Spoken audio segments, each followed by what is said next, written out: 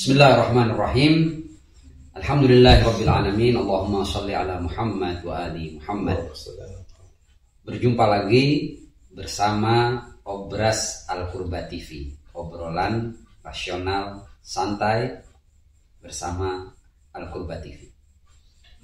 Kali ini Al-Qurba TV datangan tamu, tokoh, habib, doktor, ustadz, peneliti, artinya gelarnya segudang, yang saya yakin pemirsa Al-Qurba TV sudah mengenalnya. Tapi bagaimanapun juga, izinkan saya untuk mengenalkan beliau. Beliau adalah Dr. Alwi bin Husin LC.MA Hum Al-Mughtar. Saya sapa dulu ya. Ahlan wa sahlan Ustaz. Ahlan wa sahlan Ustaz. Saya panggil antum bebas ya. Sebebas-bebas. Habib, Ustadz, silakan. boleh ya. Dengan senang hati. Nah, dan beliau ini sebelum ini sudah sangat populer dan terkenal, tapi karya beliau yang terakhir, artinya yang terbaru, yaitu dengan judul Riwayat Syiah dalam kitab Sahih Al-Bukhari dan Sahih Muslim.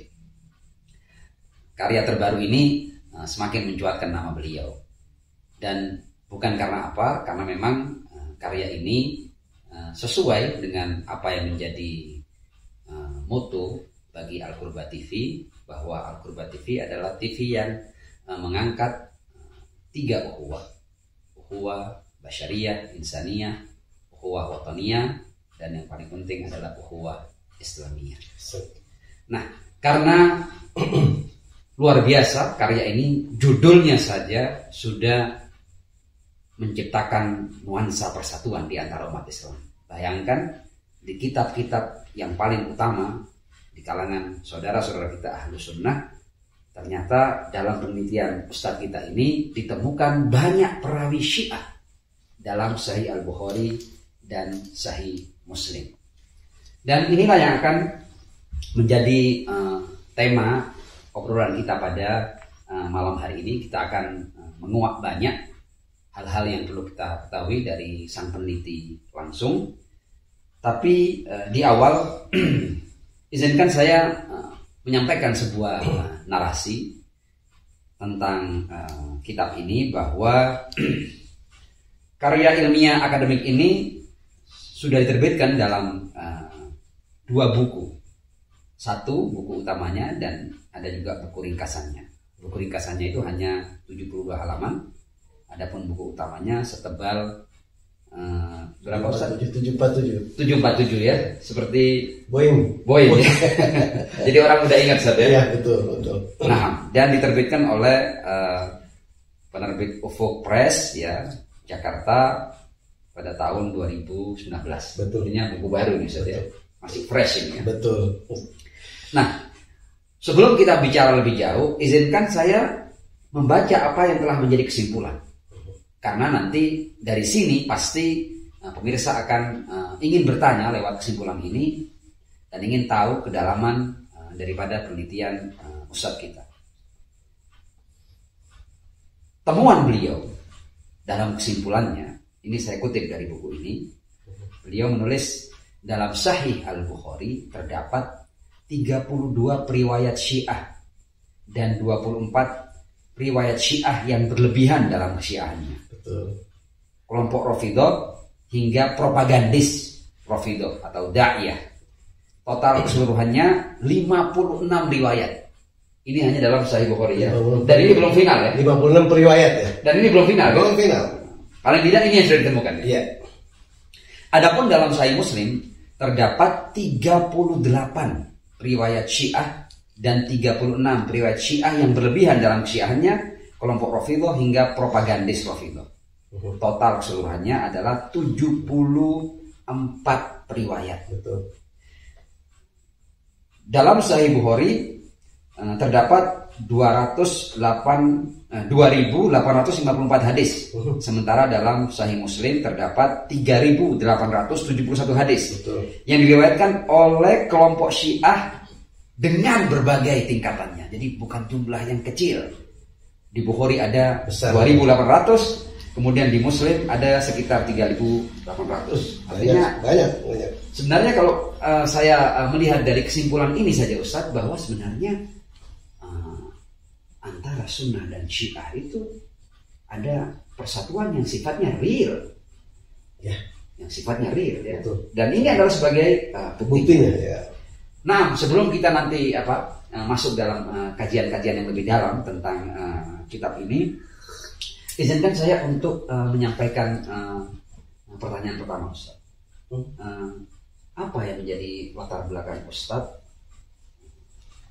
Boleh jadi alasan dan tujuan kenapa sampai Ustaz meluangkan waktu yang kurang lebih 2 tahun tadi? Lebih 2 tahun ya. Untuk menulis sebuah disertasi dengan judul, saya ulang lagi judulnya, Riwayat Syiah dalam kitab Sahih Al-Bukhari dan Sahih Muslim. Memang kalau dari sisi akademis itu ada namanya kegelisahan akademis. Kita melihat sesuatu yang belum rampung, itu membuat penasaran seseorang, ingin mengkaji, ingin tahu di dalamnya apa. Di antara banyak latar belakang itu. Di antara saya simpulkan di sini adanya pernyataan bahwa kitab-kitab otoritatif Sunni ini, kalau boleh saya interupsi, silakan. antum Silakan. Ya, tetap sampai ke saya saja. Kitab-kitab otoritatif Sunni ini memang banyak melibatkan dari kelompok orang Syiah. Itu saya dapatkan misalnya seperti Syarafuddin Al-Musawi pernah menulis ini, dan kajian-kajian di Saudi juga, misalnya Ruwatul Mubtadi'ah ditulis oleh namanya Indonesia, Diti Muhammad Hasun itu. Bagus juga, ada dari Sudan juga Ruwatul Rawafid dan seterusnya. Ternyata saya dapatkan dari hadis-hadis otoritatif Sunni kita itu banyak juga memuat orang-orang yang berafiliasi di luar kesunniannya, seperti Syiah, Qadariyah, Mu'tazilah, Nasibi dan seterusnya. Itu membuat saya tertarik. Itu pertama. Kedua, teori yang dibangun oleh para kelompok Sunni itu tidak menjadikan afiliasi itu sebagai parameter diterima atau ditolaknya hadis. Apakah simpulannya harus Sunni gitu loh, lalu diterima hadisnya? Atau simpulan boleh saja di seorang Qadariyah atau Syiah atau Mu'tazilah atau Murji'ah misalnya, ditolak atau diterima hadisnya?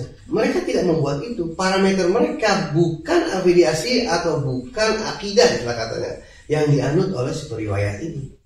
Namun yang jadi acuan mereka itu adalah kejujuran pertama, ya, akurasi itu dabat ya, juga terpercaya, orang terpercaya. Si samping Imam Bukhari, nanti kalau misalnya kita akan kembangkan lagi, Imam Bukhari memberikan syarat-syarat memang ada ya. Dan ini umumnya seperti ini, Ustaz. Nah, itu yang kedua. Ketiga, adanya beberapa pernyataan, Ustaz, ini menarik sekali. Seperti Ibn Ali Al-Madini yang wafat tahun 234 Hijriah. Beliau ini gurunya Imam Bukhari. Ya, Al-Madini ya. Al-Madini langsung. Sampai dia berkata apa? Jika penduduk Basrah riwayatnya ditolak lantaran mereka itu Qadariyah, dan penduduk Kufah ditolak karena mereka itu adalah Syiah, maka hancurlah kitab-kitab yang ada. Maksudnya bahwa madhab dengan madhab itu tidak bermasalah untuk mereka. Yang penting mereka ini adalah akurat dalam meriwayatkan. Dan satu sama lain ada tasalsul namanya. Rantai transmisinya, sanadnya itu bersambung dari pertama data primer sehingga sumber data. Itu yang menjadi pegangan. Bukan seorang itu sebagai seorang akidah, seorang Sunni atau Syiah dan seterusnya. Ada lagi Ustaz yang menarik seperti ucapannya Ibn Jarir Al-Tabari. Saya bertafsir ya, tahun 310 Hijriah beliau. Jika tuduhan penisbatan bermadhab buruk pada seseorang itu harus benar, lalu keadilannya akan cacat dengan madhab ini, maka tidak ada yang selamat sebetulnya. Karena semuanya sudah berafiliasi dan yang mereka tinggal berdomisili di kota-kota, para pemimpin itu pasti berafiliasi dengan madhab-madhab yang selain Sunni. Maka dari itu gak bisa, kata Ibn Jarir At-Tabari, tidak bisa dijadikan patokan. Harusnya tidak melihat dari afiliasi atau akidah itu para periwayat, tapi lihatlah kejujurannya. Seperti yang pertama. Terus ada juga ucapan dari Ibn Qayyim. Al-Jauziyah ini Ibn Qayyim kan ulama kenamaannya, katakan di antara mereka di kelompok Syiah itu banyak ahli fikih, para ulama dan pakar dalam ijtihad. Ini ucapan Ibn Qayyim. Walaupun mereka keliru berijtihad karena kasus sahabat. Ya. itu satu sahabat dan segala macam. Itu kan klaim dari Ibn Al-Qayyim. Cuma beliau melanjutkan, jika mereka bersalah pada beberapa pendapat, maka dengan kesalahannya itu tidak seharusnya dinilai mereka itu bodoh dan tidak mengerti apa-apa. Banyak dari kita, ulama-ulama kita kelompok Sunni, kata Ibn Qayyim, yang mengambil riwayat-riwayat dari Syiah dan menjadikan hujah dalam kitab-kitab induk mereka. Dan terakhir, ini Imam Az-Zahabi. Imam Az-Zahabi itu meriwayatkan banyak para tabi'in ketika berbicara Aban bin Ta'lab.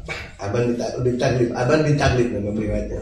Termasuk murid Imam Ja'far juga, dan Imam Ja'far bangga sekali sama beliau ini. Dikatakan, Aban, berbicaralah kamu nanti di depan masjid, aku ingin Syiahku seperti kamu. Sampai seperti itu. Kata Imam Az-Zahabi, ketika bicara Aban bin Taglib, dikatakan bahwa banyak para tabi'in dan tabi'in dari kelompok Syiah, mereka berpegang teguh kepada agama, memiliki sifat wara, juhud dan sebagainya. Seandainya riwayat mereka ditolak, maka rusaklah hadis-hadis yang ada. Nah, itu ada jadi latar belakang ini, Ustaz, yang membuat saya ini ingin lebih dalam meneliti. Dan terakhir, ada kegelisahan akademis itu yang memotivasi saya untuk menulis ini. Sehingga saya mengumpulkan data-data yang ada dari semua. Memang ini saya anggap sedikit unik. Kenapa? Kalau orang berbicara dari kitab Syiah, dari kitab Sunni saja, mungkin sekedar itu. Tapi saya membawakan juga bukti kesyiahnya seseorang ini dari kitab-kitab Syiahnya itu sendiri. Dan dari kitab Rijal Syiah. Jadi seperti orang ini mempunyai dua account. Di Sunni diakui, di Syiahnya juga diakui. Begitu, Ustaz. Menarik. Ya, itu kan alasan yang yang antum sampaikan. Tapi dari menulis buku ini, ketika buku ini akhirnya sudah terbit dan saya mendengar dari sana sini sambutan luar biasa ya. Alhamdulillah. Sebenarnya apa yang menjadi harapan antum, Ustaz, dari buku ini? Begini, Ustaz, banyak dari harapan dari saya supaya mereka juga mengenal hadis-hadis ya. Di antaranya harapan saya itu adalah mengapa kita tidak membina kebersamaan dalam keragaman. Indah sekali, Ustaz. Ya, kata orang seperti jalan kereta api, Ustaz ya. Selalu bersama tidak harus bersatu kan? Iya.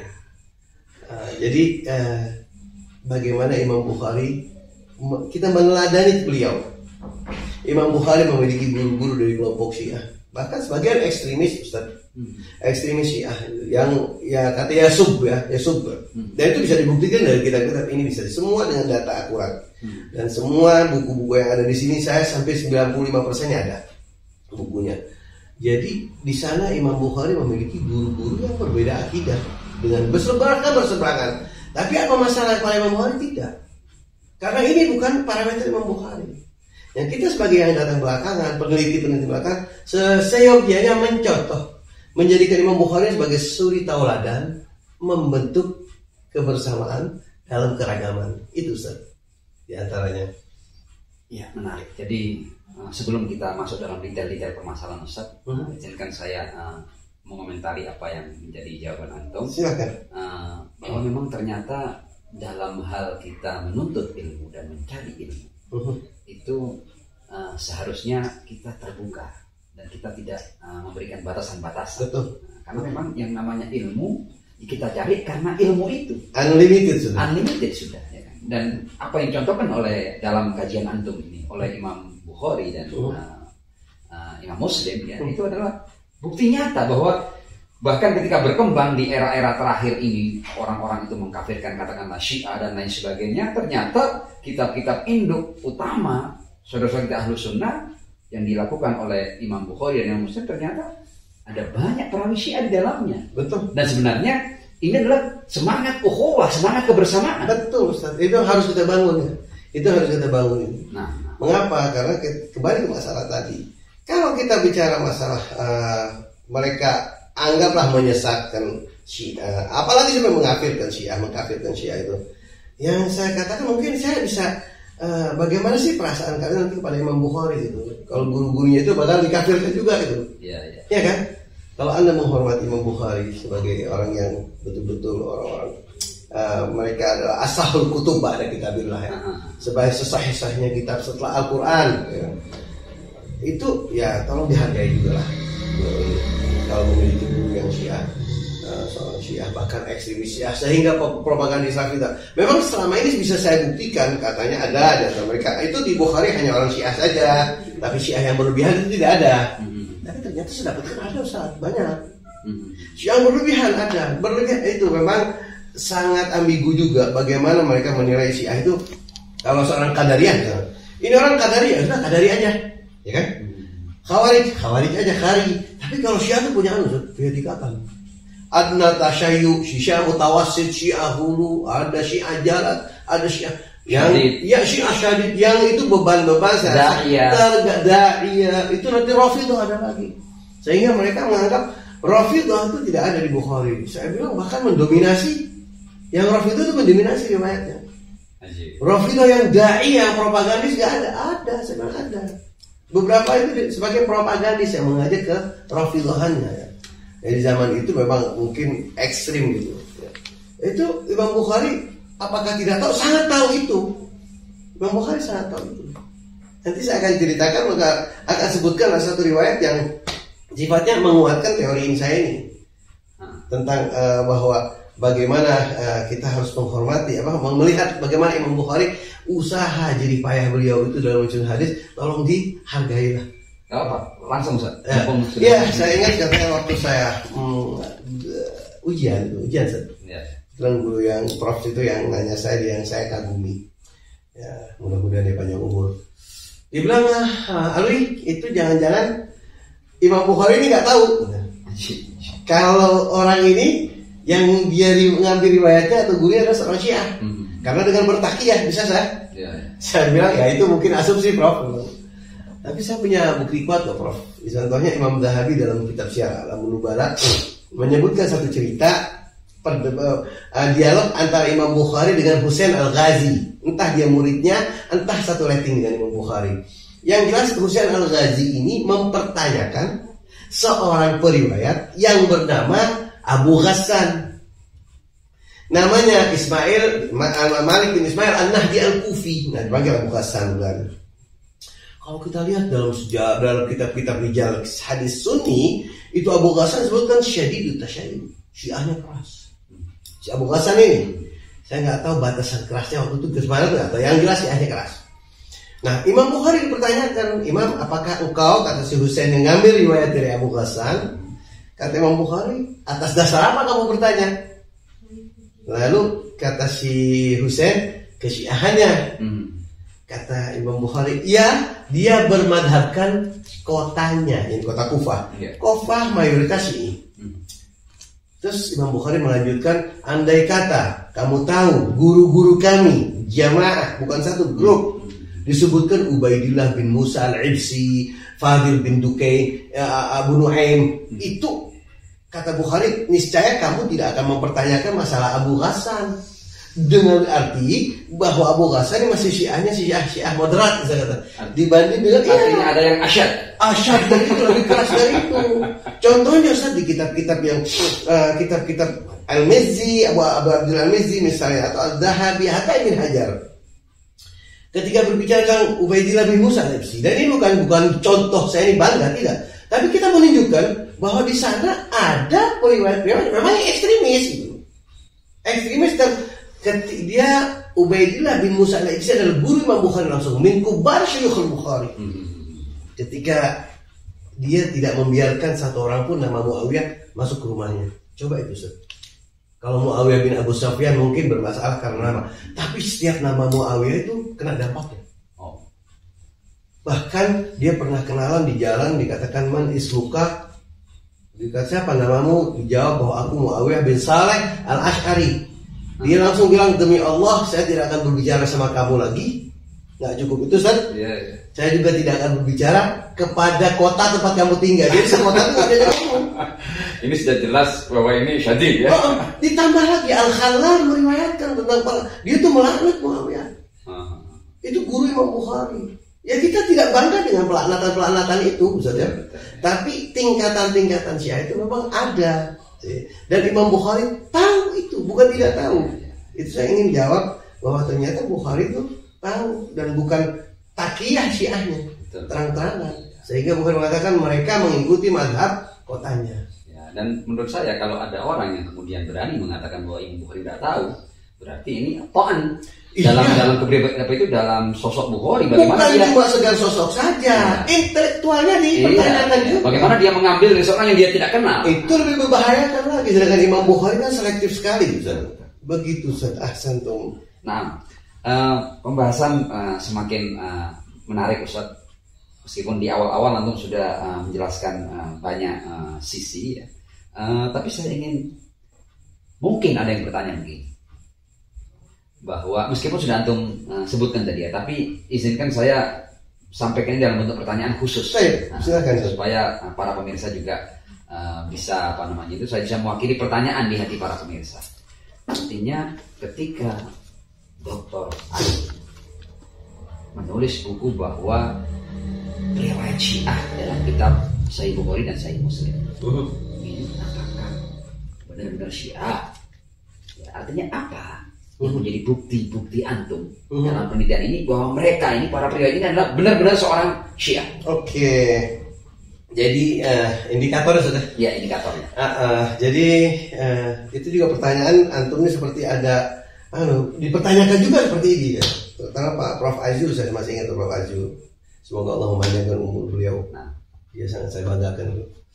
Prof Azyu tuh bertanya pada saya, Pak Ali, indikator Anda menentukan seorang periwayat Syiah dari mana? Ya boleh tahu kan? Jangan-jangan ini karangan Pak Ali. Juga ada beberapa indikator, saya bilang, Prof, di antaranya satu, adanya pernyataan dari salah seorang kritikus Sunni atau lebih. Misalnya Al-Dhahabi, Ibn Hajar, Al-Mizzi, Ibn Hibban, dan semuanya ya, Al-Qaili, Al-Ajli, dan semuanya misalnya satu atau lebih yang menyatakan bahwa si periwayat ini Syi'i atau Rafidhi. Itu saya ambil, keep dulu. Satu. Ada 6 sampai 7 indikator penguat ya. Kalau dapat semuanya sudah hebat, tapi satu ini sudah cukup buat saya. Kedua, adanya juga pernyataan dari para ulama rijal Syiah yang menyebutkan kesyiahannya, memastikan kesyiahannya. Kalau misalnya kita ngebahas gini, saat misalnya ayah anak kan NU, orang NU kan, datanya ada di NU gitu loh. Di Muhammadiyah nggak ada, justru Muhammadiyah mengatakan itu orang NU. Tambah kuat, dari Muhammadiyah mengatakan NU, orang NU mengatakan dia adalah NU. Nah ini orang Syiah mengatakan dia Syiah, dari kelompok saudara kita dari Sunni mengatakan dia Syiah. Sudah sangat kuat ya. Dua, ya. Tapi tetap kita masih ada lagi, ada lagi. Yang ketiga, guru-guru tempat dia belajar ini mayoritas kelompok Syiah. Jadi belajar sama orang, misalnya kayak Ubaidillah bin Musa, Khalid bin Khat al-Ghatawani, misal semua guru-guru yang didatangnya itu kebanyakan Syiah. Mayoritas tidak semuanya. Maka rawa anhu dengan ruwiyah anhu, nanti ada dia meriwayatkan dari siapa, lalu yang meriwayatkan dari dia siapa. Dan murid yang keempat, murid-murid tempat belajar ke dia kebanyakan itu orang-orang Syiah. Jadi kalau pepatah bilang innal usul ala ashkari takau, ya kan?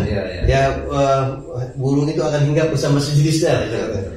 Semakin mereka duduk dengan orang Syiah. Dan yang kelima itu adanya kontak langsung orang ini dengan imam Syiah di zamannya. Wa kana min ashab al-Baqir alaihi salam. Dia ashab itu bukan sahib. Ya, maksudnya murid ya. Ashab as-Sadiq misalnya. Ashab as-Sadiq alaihi salam, dia termasuk ashab as-Sadiq.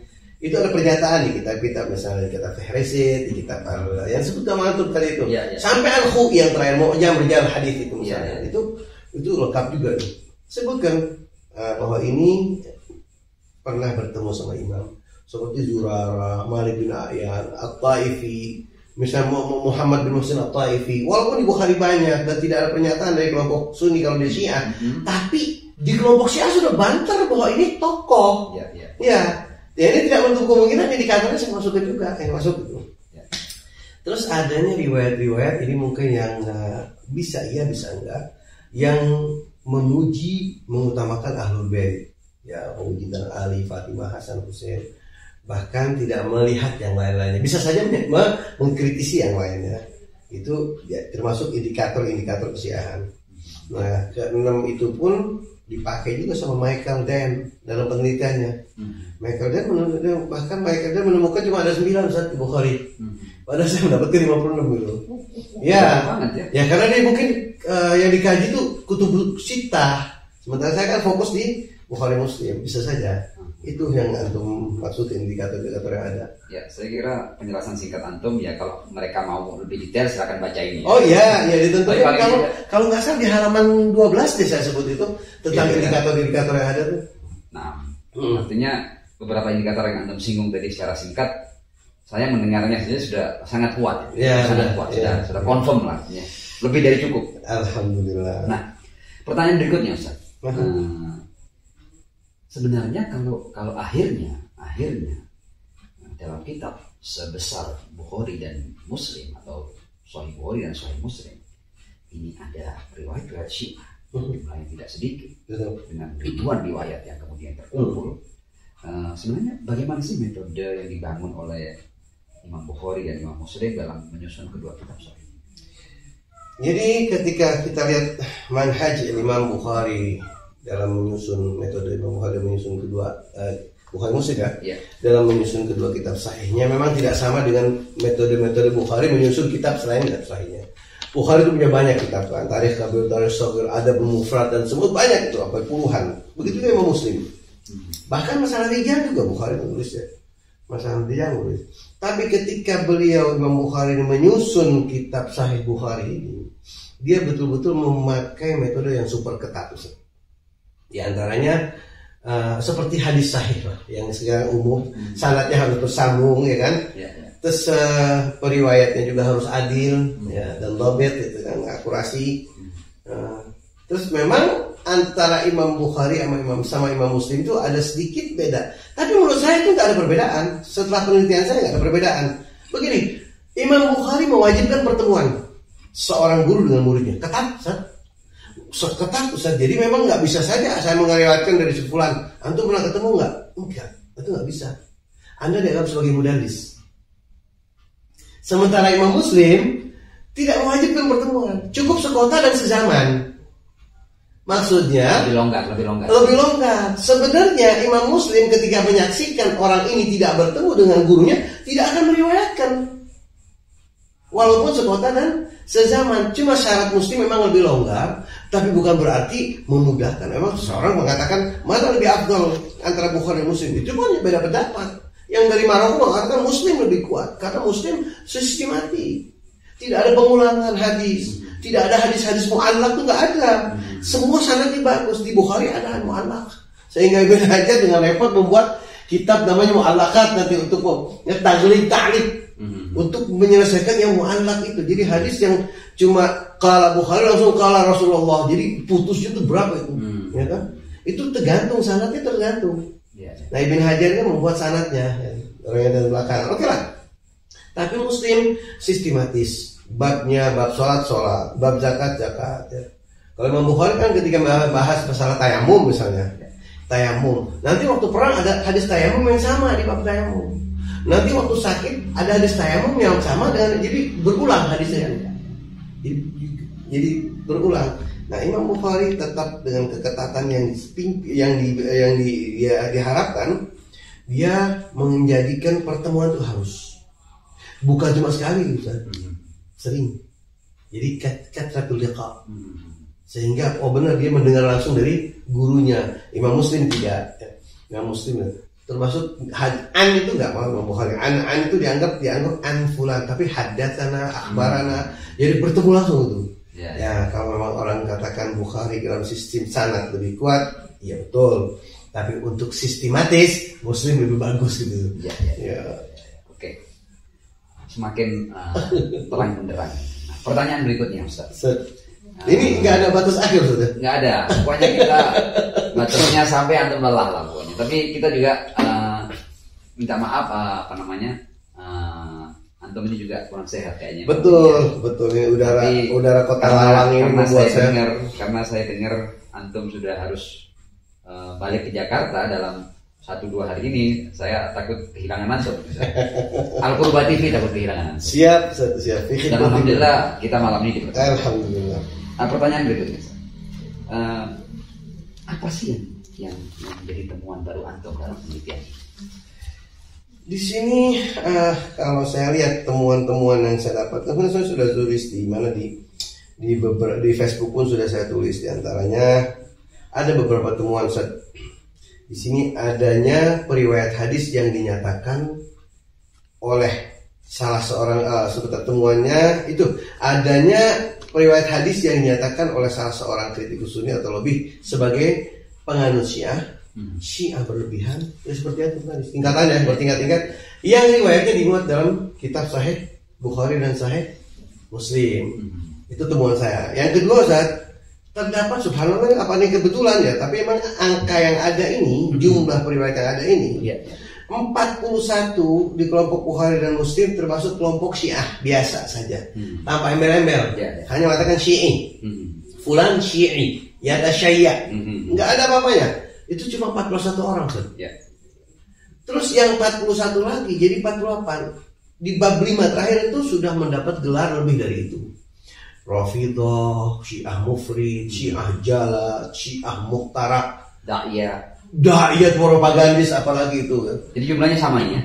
Jumlahnya sama kebetulan. Yang dianggap biasa 41, yang dianggap ekstremis 41. 41. Jadi 82 ya? 82. Itu memang secara kebetulan, tapi memang nggak ada penelitian yang sempurna Ustaz.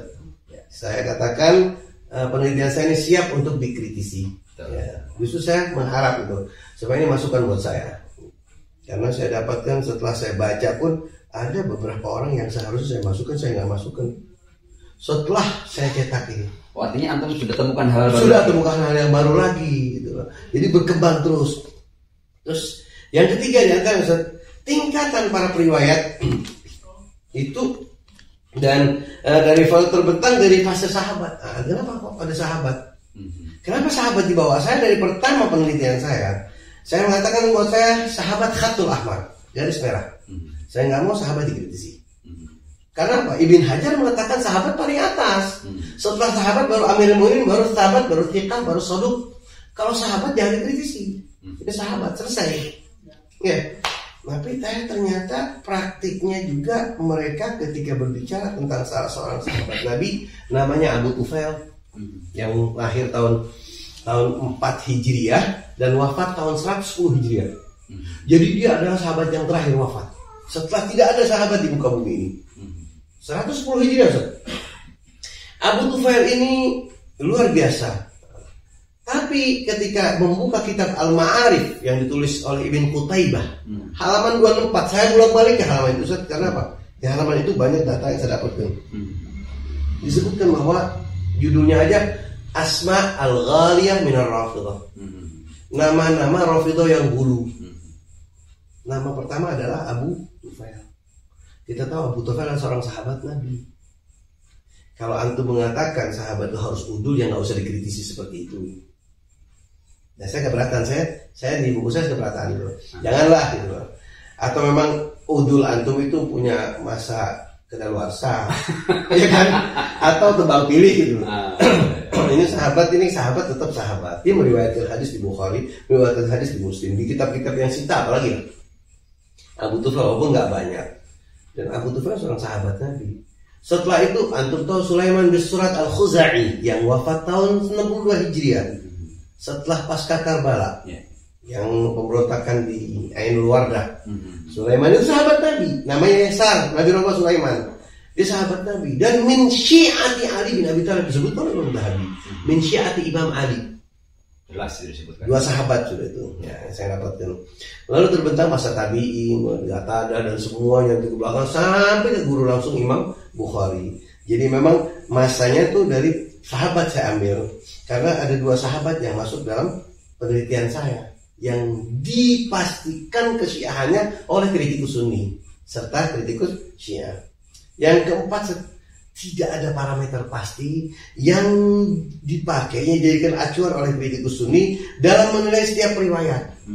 Jadi antum bisa menilai saya dengan penilaian antum, tapi orang lain nggak sama.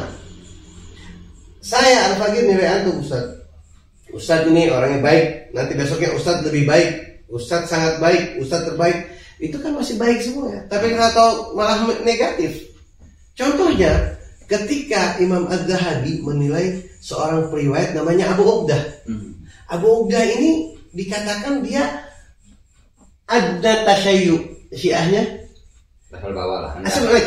Bukan ada, Syiah mutawas. Syiah menengah ya. Di kitab Syiah, di kitab Syiah itu, kalau kita kembali 10 halaman sebelumnya, berbicara juga ada Habib dan Abu Uqdah dan Ibn Khiras. Fihima ar-rafd. Jadi sudah beda, sudah pengen. Dan tadi bilang katanya Syiah menengah, sekarang Rafidhah. Orang yang sama dinilai sama kritikus yang sama dengan 2 penilaian.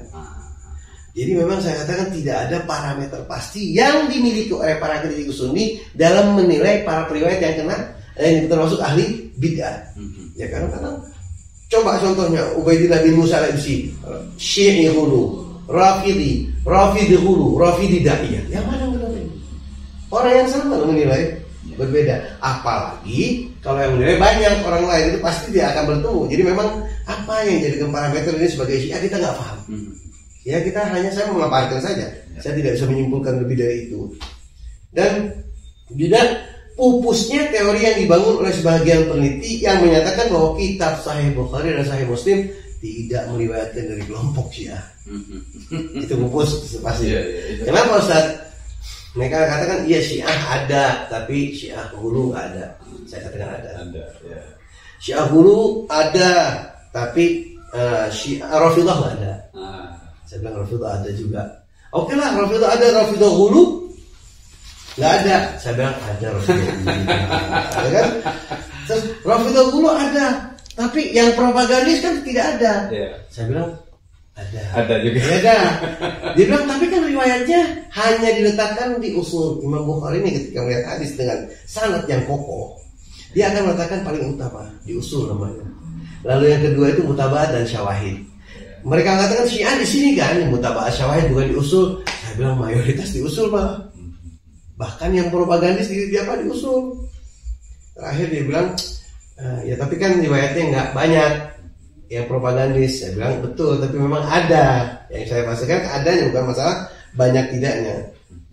Dan pupusnya statement yang menyatakan bahwa riwayat Syiah dengan berbagai tingkatannya hingga misionaris, ini misalnya seperti propagandis ini ya, akan diletakkan di mutaba'at dan syawahid tidak. Saya dapatkan di buku ini, saya rincikan di halaman belakang tuh ada jadwal nama ini periwayat nomor hadis, usul tuh usul bab. Kalau paling tinggi. Ternyata dia mengatakan Syiah itu adanya cuma di mutaba'at dan syawahid atau tidak. Syiah juga banyak di usul. Banyak juga. Memang ada yang di mutaba'at syawahid saja, tapi banyak juga yang di usul. Dan itu tidak bisa. Itu mungkin sebagai temuan yang saya dapatkan. Ya, luar biasa. Mudah-mudahan antum tidak berhenti saat ya, antum diberi umur panjang. Amin, insyaallah. Bisa melanjutkan kajian-kajian. Amin. Dalam rangka kita menciptakan prinsip-prinsip ukhuwah yang real. Menurut saya ini ukhuwah yang real. Alhamdulillah. Bagaimana kitab sekelas Bukhari dan Muslim ternyata dibanjiri oleh para periwayat Syiah. Dan ini sebenarnya harus menjadi contoh bagi seluruh umat Islam. Anda jangan mau lagi diadu domba oleh saudara Anda. Ini Syiah, ini Sunni, saling mengkafirkan, harus kita hentikan. Betul. Nah, saya ingin menyampaikan ini Ustaz, dan saya minta komentar antum. Saya secara pribadi dengan teman-teman di Al-Qurbat TV ini, ketika saya berbicara tentang ukhuwah Islamiyah, bahkan saya sempat memakai kata-kata ukhuwah sunnah Syiah tanpa taqiyah. Saya pernah mengangkat istilah ini. Dan ketika saya katakan bahwa ukhuwah sunnah Syiah tanpa taqiyah, saya bukan ingin menolak prinsip taqiyah. Kita punya prinsip taqiyah. Dalam situasi dan kondisi tertentu kita wajib bertaqiyah. Tapi tidak di setiap situasi dan kondisi kita bertaqiyah. Tapi untuk hal ini saya katakan ukhuwah sunnah Syiah tanpa taqiyah. Dan itu saya narasikan begini. Saya terus terang bahwa kalau kita mau melihat masyarakat Syiah dan masyarakat Ahlus Sunnah, ya, ikhwanuna Ahlus Sunnah wa nahnu ka'atba' ahlil bait, itu saya katakan bahwa sudah, Anda sebagai Ahlus Sunnah, Anda itu terwakili oleh 6 rukun iman dan 5 rukun Islam. Dan semua yang Anda cantumkan dalam 6 rukun iman Dan 5 rukun Islam semuanya kita yakini. Al-imanu billah, nu'min billah. Al-imanu bil malaika, nu'min bil malaika. Al-imanu bil rusul, bil kutub, bil yaumil akhir, bil qada wal qadar, nu'min biha. Ya kan? Oke. Kemudian 5 rukun Islam. Asyhadatain. Salat. Nahnu nashhadu an la ilaha illallah wa anna Muhammadan Rasulullah. Kalau nanti ada yang ngomong, oh, syahadatnya 3 kali, wa asyhadu anna Aliyan waliullah. Emang kalau kita bersaksi bahwa Imam Ali itu waliullah, emang masalah? Apakah kalian tidak meyakini bahwa Imam Ali waliullah? Pasti meyakini juga dong. Bahkan Ahlus Sunnah ini juga meyakini Imam Ali sebagai waliullah, bahkan qutbul auliya.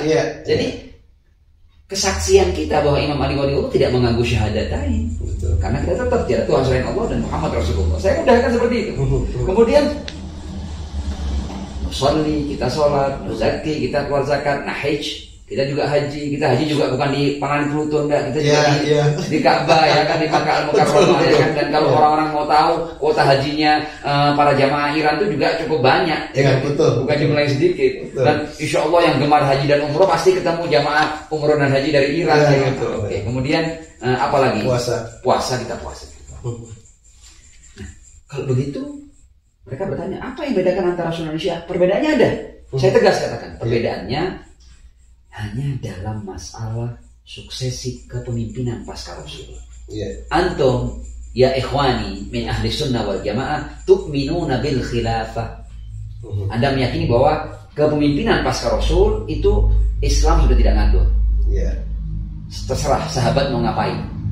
Ya kan, akhirnya kan muncul kan istihad-istihad, ya, opini-opini tentang apa namanya itu, tentang pemilihan pemimpin pasca Rasulullah. Katakanlah mereka meyakini 4 khalifah pertama kan. Kita lihat kan, khalifah pertama dipilih dengan syuro terbatas, khalifah kedua dipilih dengan penunjukan. Polanya berubah sudah, khalifah ketiga dipilih dengan dewan 6 orang. Khalifah keempat kan karena sebuah revolusi dan kemudian berubah menjadi monarki. Oke kan? Nahnu, saya katakan itu antum kan, antum meyakini konsep khilafah bahwa Islam tidak mengatur secara khusus bagaimana cara memilih pemimpin. Antum tidak punya polanya karena 4 khalifah yang pertama ini aja diberi dengan pola yang berbeda-beda. Sementara kita nahnu nu'min bil imamah, kita ini meyakini imamah, ya kan, bahwa para pemimpin pasca Rasul itu sudah ditentukan dan jumlahnya 12 orang. Ya, dari zaman Rasul pasca wafatnya Rasul sampai akhir zaman kita sudah punya kejelasan siapa para pemimpin kita.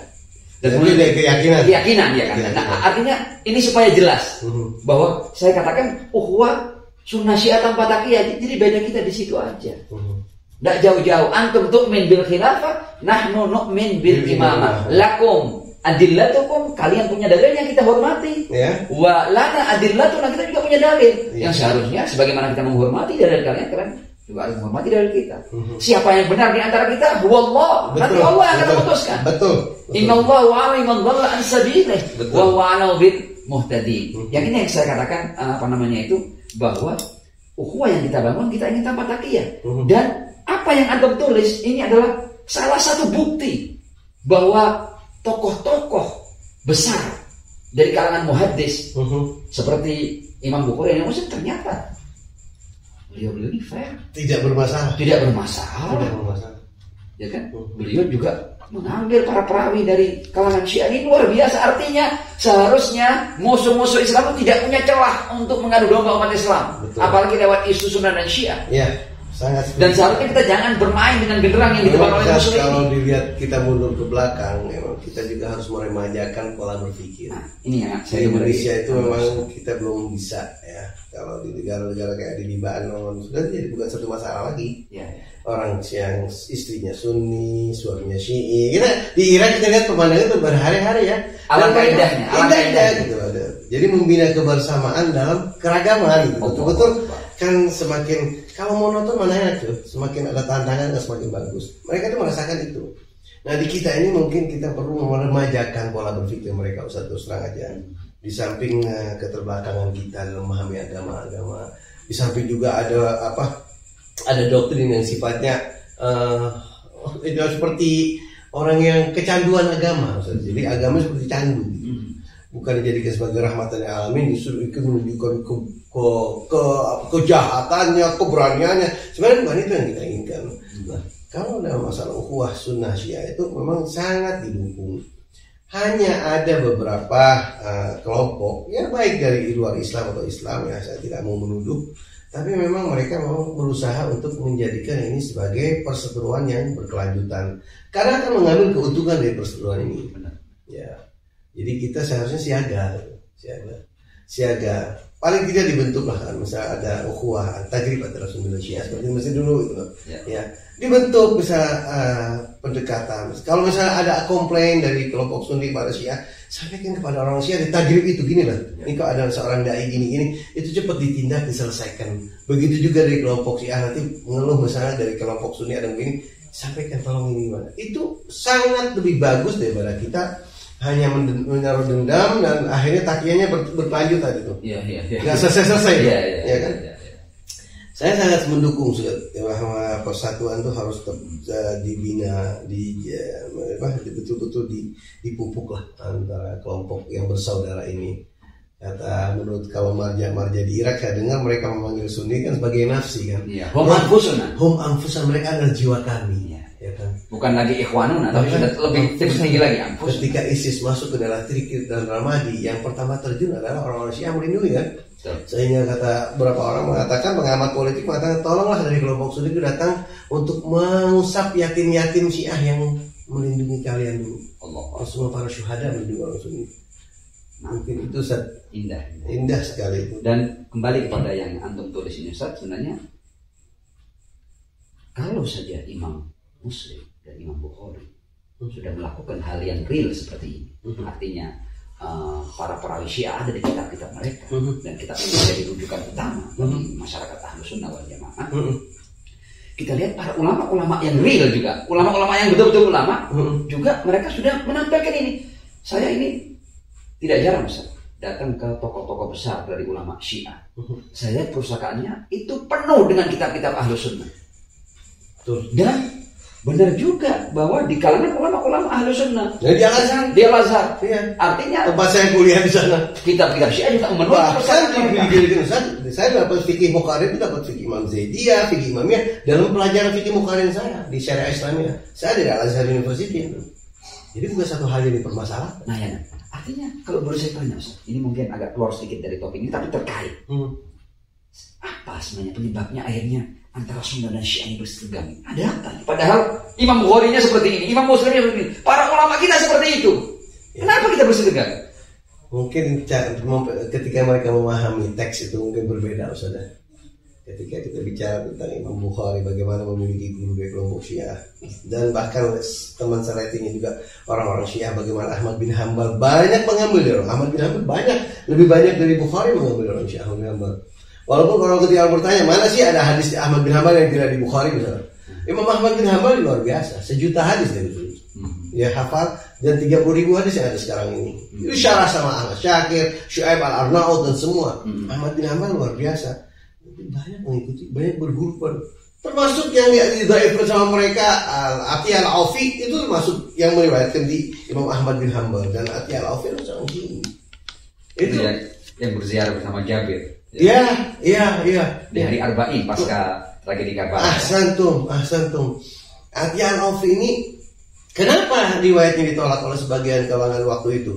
Memang kita tidak menutup kemungkinan adanya metode Bani Umayyah yang masih ada dalam hadis. Jadi mereka akan mengklasifikasikan Syiah itu harus dibuang sama sekali. Dianggapnya akan berbahaya pada Bani Umayyah saat itu. Hanya Bani Umayyah bertahan sampai 132 Ustaz. Setelah itu kan tumbang, ganti hadis Bani Abbasiyah. Dan ini tidak bisa mempertahankan lagi ulama-ulama atau para hadis yang akan bercerita tentang mereka ini. Kalau di zamannya oke lah mereka ingin mengcover, tapi setelah itu nggak bisa lagi mereka. The story is written by the victor. Sejarah itu ditulis sama pemenang. Itu pecundang. Dan yang kesian Syiah itu nggak pernah menang dari dulu. Jadi memang kalah terus gitu. Dan jadi partai terlarang. Tidak ada berani mengatakan kalau Ali itu nggak ada. Kalau kata ada kamu ini kok bilang kalau Rasulullah kapan bertemu dengan Nabi? Kata-kata ada kalau saya katakan kalau Rasulullah maksud kalau Ali, saya nggak berani di zaman ini menyebutkan nama Ali. Sampai segitunya. Ya, kita zaman terus berjalan, tapi sampai sekarang tidak boleh berlaku seperti zaman-zaman 1400 tahun yang lalu. Kita harus terbuka sekarang, harus membuka diri. Kita harus membuka diri, menerima. Gitu. kalau ternyata di Bukhari itu ada orang Syiah. Jangan lagi nanti dicoba jangan-jangan Syiahnya nggak sama. Syiahnya nggak sama itu. Kalau zaman dulu lagi dan zaman sekarang. Nah, saya katakan ketika saya melihat ada air 2 gelas di depan mata saya ini, satu air putih, satu air garam anggaplah. Apa sih mau langsung saya minum? Nggak bisa. Saya takut kalau misalnya air itu air racun, saya nggak berani kan. Saya bawa ke lab saya lihat, oh ini H2O, ini boleh Anda minum. Yang ini air racun ini kan. Nah, ketika Anda mengatakan Syiah dulu dengan Syiah zaman sekarang ini tidak sama, laboratorium Anda itu apa? Anda tidak punya lab gitu. Hanya asumsi. Ya saya juga bisa asumsi. Toh Ibn Hajar, Imam Ad-Dhahabi itu 500 tahun setelah Imam Bukhari wafat. Jadi tidak usahlah seperti beliau itu mau mengajarkan orang-orang Syiah yang ada di zaman Imam Bukhari. Toh mereka lebih tahu, lebih mengerti Bukhari daripada Ibn Hajar itu sendiri. Oke, sebelum kita tutup, ada hal yang ingin antum sampaikan. Mungkin tidak tercover oleh pertanyaan saya. Nah, saya berharap agar buku saya ini terutama ya bisa menjadi pendekat antara dua kubu yang bersaudara. Ya, di mana keakraban Imam Bukhari, keharmonisan hubungan beliau dengan guru-gurunya itu jadikanlah sebagai suri tauladan. Tidak lagi kita terprovokasi dengan ucapan-ucapan yang hanya berdasarkan asumsi atau kitab-kitab dari kelompok mana atau kelompok siapa yang tidak mewakili, atau perorangan individual yang bukan mewakili partai atau mewakili mazhab, lalu itu dijadikan sebagai pegangan. Tidak. Kalau Anda mau bicara tentang kitab Syiah, ya baca kitab Syiah yang memang representatif dari Syiah, ya kan. Sunni juga demikian. Maka apa saya ambil Bukhari, Ustaz? Kenapa nggak ambil Ibn Majah? Ibn Majah lebih banyak, Ustaz. Anak saya lebih banyak lagi. Ini lucu kan, ada hadis sahih, ada hadis tidak sahih. Tapi kalau di sini semuanya sahih. Jadi saya yakinkan bahwa riwayat-riwayat ini memang sudah pilihan-pilihan yang sangat utama. Itu pertama. Kedua, kita juga harus belajar menerima keragaman. Memang mengagetkan atau belum siap, tapi ini kita harus, ini adalah tantangan kita. Ya, bagaimana juga hidup ini ada bagaimana orang itu tidak harus sama, tidak harus sama. Ya, kita harus menerima keragaman ini. Lihat dari Syiah itu bagaimana, ya, riwayat Syiah itu bagaimana. Buktinya mereka masuk di Bukhari. Ustaz itu riwayatnya di apa aja, Ustaz?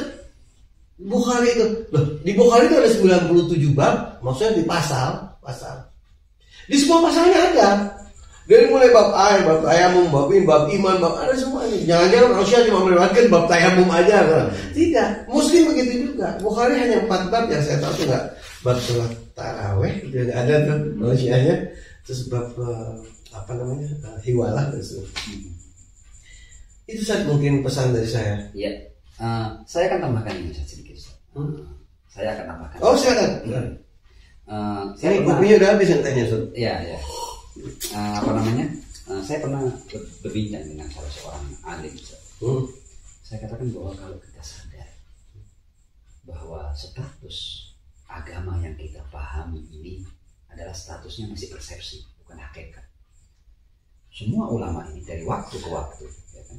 Bagaimanapun mereka berusaha melakukan ijtihad, melakukan telaah penelitian, ketika mereka ingin memahami sesuatu dari teks-teks keagamaan, baik itu Al-Quran maupun hadis-hadis yang sahih, ya, bagaimanapun juga persepsi, kesimpulan mereka ini statusnya persepsi.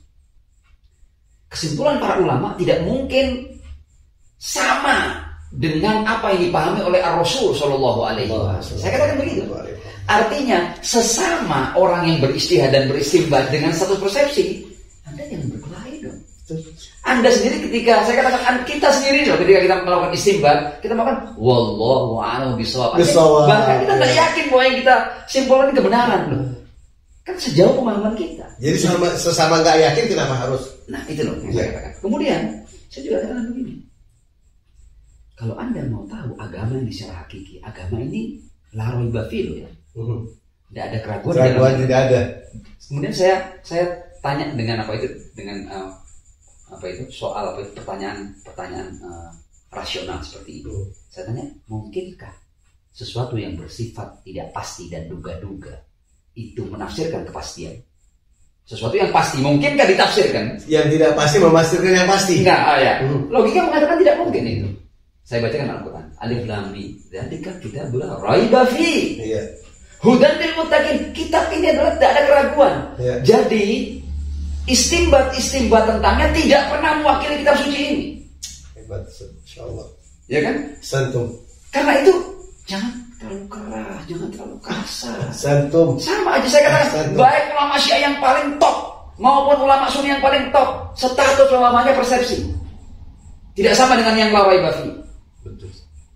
Santum. Dan kalau kita pahami status iya. Seperti ini, orang kan akan sadar untuk apa selama ini kita berseteru. Nah, selama ini kita juga belum, ya kan? Iya. Dan saya kira banyak orang lain kita ini jadikan semua kitab yang ditulis oleh para ulama sebagai hazanah keilmuan umat Islam. Ya.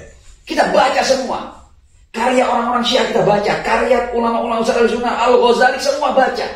Dari sana Anda akan temukan sesuatu. Kita hormati semua. Santum. Saya kira itu terakhir dari saya, tapi kayaknya harus ada terakhir dari Anda. Sebenarnya sudah saya tutup tadi, tapi nggak apa-apa. Untuk itu masalah buku ini, saya minta juga ditanggapi ya kalau memang ada kritik, saya senang. Sama itu ada juga beberapa saya di Google satu. Ya. Ada beberapa grup ya hadis ya, ilal hadis, pakar hadis malah. Itu akan merespon buku saya dalam waktu cepat katanya. Tapi sampai sekarang udah hampir setahun lebih nggak ada responnya. Malah yang saya dapat cuma meresum. Saya nggak perlu sebutkan lah situsnya apa. Saya ingin masukkan juga. Juga saya bisa mengembangkan penelitian ini. Ya, saya harus singkat saja. Kalau antum menelitinya 2 tahun lebih, yang mau ngonter ini harus 3 tahun setidaknya. Jadi antum jangan harap cepat-cepat akan ada. Mudah-mudahan. Ya. Terus kalau seandainya ada yang ingin pesan buku ini bagaimana? Itu insya Allah nanti saya akan cantumkan nomor telepon adminnya saja biar hubungan. Nanti saya tulis di kolom komentar di baik kita saja itu adminnya, saya kasih namanya WA aja, hanya WA. Ya. Dan insya Allah mungkin dapat spesial diskon nanti itu. Ya, saya serahkan pada admin saja. Ya. Insya Allah mudah-mudahan. Sebelum saya tutup, saya katakan kepada antum syukran jazilan, ahsantum, jazakumullah khair. Mudah-mudahan Allah memberikan antum kesehatan, umur. Doakan saya juga. Dan kita nanti nih torehan-torehan tinta emas antum. Amin. Berikutnya insyaallah. Amin. Nah, jazakumullah khair. Syukran katsir. Pemirsa Al-Qurban TV yang dirahmati oleh Allah, akhirnya kita sampai pada akhir obras kita kali ini, obrolan rasional santai bersama Al-Qurban TV, dan mudah-mudahan Ustaz kita ini akan kita ajak lagi untuk obras dalam tema-tema lain, atau seandainya nanti ada buku-buku baru dari beliau. Saya kira itu, mudah-mudahan obrolan kita ini bermanfaat. Wal afu minkum. Wassalamualaikum warahmatullahi wabarakatuh. Assalamualaikum.